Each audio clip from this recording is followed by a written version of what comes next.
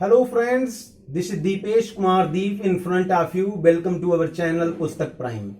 Today we are talking about a book, Lyrical Journey, written by Ritika Shani. All of you know that I love mother tongue Hindi, so let's talk about this book in Hindi. ऐसा मैंने इसलिए कहा क्योंकि मैं एक हिंदी का साहित्यकार हूँ और हिंदी में ही ज़्यादातर समीक्षाएं करता हूँ और मुझे लगता है पाठकों के अंदर घर बनाने के लिए मेरी हिंदी ही काफ़ी है। तो बात करते हैं इस बुक के बारे में। ये रितिका सैनी जी की बुक कुछ दिन पहले मेरे पास आई, मैंने इसको पढ़ा, जिसका नाम है लिरिकल जर्नी। जी हाँ दोस्तों, मैं इंग्लिश की बुक्स तो पढ़ता रहता हूँ, लेकिन ये पहली बुक ऐसी है जो मुझे ज़्यादा पसंद आई। सदैव से ऐसा रहा है कि इंग्लिश की जो पोएम लिखी गई वो एक विषय पर लिखी जाती रही, कुछ लोगों ने दो विषय को एक में समायोजित किया, लेकिन ये पहली बुक है जो भारत के विभिन्न परेशानियों को दर्शाती है एक ही साथ में, जो विभिन्न तरीके की कुरीतियां हैं उनको दर्शाती है एक ही साथ में, जो विभिन्न तरह के बुरे परिप्रेक्ष्य हैं उनको दर्शाती है एक साथ में, और साथ ही साथ ये सब दर्शाने के बावजूद भी ये भारत को एक समग्र भारत के रूप में दर्शाती है। जी हाँ दोस्तों, इसमें जो लेखिका हैं वो दिखाती हैं साहित्य को एक अजीब तरीके से इन्होंने सोचा कि साहित्य पूरे भारत के भ्रमण पर निकलता है, एक जर्नी पर निकलता है, और वहां पर वो विभिन्न तरीके की जो परेशानियां उन सभी चीजों को देखता है कि पूरे भारत में क्या चल रहा है। यही एक यात्रा है जिससे आप जब पढ़ेंगे इस बुक को तो आप भी इसके साथ में ये यात्रा कर पाएंगे। इसमें किसान के दर्द हैं, लड़कियों का दर्द है, लड़कियों की मॉलेस्टिंग पर इन्होंने बोला है, लड़कियों के साथ में रेप होने वालों पर बोला है, जो गरीब बच्चे पढ़ नहीं पाते हैं उन पे बोला है इन्होंने, द लास्ट ट्री, एक अंतिम पेड़, उस पर इन्होंने बोला है। और चाहे कोई भी चीज ऐसी हो जो समाज में हो और वो चीज इस बुक में छूटी हो, मुझे नहीं लगता, एक साथ में एक के बाद एक इन्होंने हर एक चीज पे बात की है।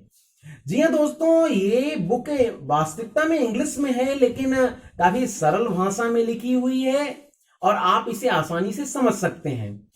अब अगर मैं बुक के बारे में बात करूं तो जहां तक मैंने पढ़ा इसमें से मैं एक एक के बारे में थोड़ी थोड़ी बात करूंगा। कि द लास्ट ट्री, इन्होंने पहली जो पोएम लिखी है वो लिखी थी स्टार्टेड हर जर्नी, कि जहां पर से साहित्य ने अपनी जर्नी भारत में शुरू की। दूसरे में इन्होंने लिखा द लास्ट ट्री, कि एक पेड़ के पास साहित्य गया और देखा कि वो रो रहा है। उसने पूछा कि आप क्यों रो रहे हैं? उसने बताया कि मैं इस दुनिया का अंतिम पेड़ हूं। फिर असलम किड, जो विभिन्न तरह के बेकार परिस्थितियों में रहने वाले बच्चे होते हैं उनके बारे में जो एक विशद वर्णन किया है वो इसके अंदर किया है। बर्थ ऑफ अ गर्ल, एक लड़की का जन्म, एक बहुत ही अच्छी कुरीति के ऊपर इन्होंने कटाक्ष किया है कि लड़कियों का जब जन्म होता है तो उस तरीके से उत्सव नहीं मनाया जाता जैसा कि लड़कों के जन्म पे मनाया जाता है। इन्होंने देखा है द लास्ट जनरेशन, मैं इसको काफी ज्यादा पसंद करता हूं। इन्होंने दिखाया है कि आजकल के जो बच्चे हैं, पढ़ने वाले बच्चे हैं हाईएस्ट सोसाइटी के, वो ज्यादातर ऐसा कर रहे हैं कि वो अपनी लाइफ को बर्बाद कर रहे हैं और वो कहते हैं कि मेरी लाइफ है, मेरे तरीके हैं, मैं उसे अपने तरीके से जीऊंगा। वो विभिन्न तरीके के मद्यपान करते हैं, धूम्रपान करते हैं, विभिन्न तरीके की जो विषय हैं उन सब में वो लिप्त रहते हैं और अपने जीवन को बर्बाद कर रहे हैं। बाद में इन्होंने और भी लिखा है ओल्ड एज होम, जिसमें इन्होंने जो आज के परिदृश्य चल रहे हैं उनमें जो बूढ़े माँ बाप होते हैं उनके दर्द को बहुत ही अच्छी तरीके से बयां किया है। कर्स्ड ब्यूटी, ये बहुत ही अच्छी पोएम है इनकी, कि एक दिन ऐसा था जब सुंदरता काफी अच्छी चीज होती थी, लेकिन प्रेजेंट में सुंदरता लोगों, जो स्त्रियां हैं उनके लिए घातक सिद्ध हो रही है। लोग उनको मॉलेस्ट करते हैं, लोग उनका रेप करते हैं, इवन कुछ लोग उन्हें मार भी देते हैं। इन सबका एक मार्मिक वर्णन किया है। देन एक और नया इसमें दिखाया गया कि on the name of God, बहुत ही अच्छा कटाक्ष है कि धर्म के नाम पर लोग पैसा पैदा कर रहे हैं, धर्म के नाम पर लोग एक दूसरे को छल रहे हैं, धर्म के नाम पे लोग ठग रहे हैं, इस चीज का वर्णन किया है। और एक लिखी है इन्होंने अ बर्न्ट फेस, जला हुआ चेहरा। मैंने कहा था ना कि हर एक विषय पर बड़ी ही विशद वर्णन किया है इन्होंने। तो इन्होंने लिखा है कि एक लड़की का चेहरा क्यों जला दिया जाता है।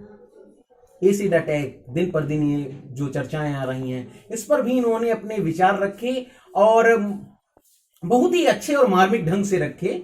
आगे इन्होंने लिखा है a civilised society, root of education, dream broken, hope alive, and then लिखा है इन्होंने ब्राइट साइड।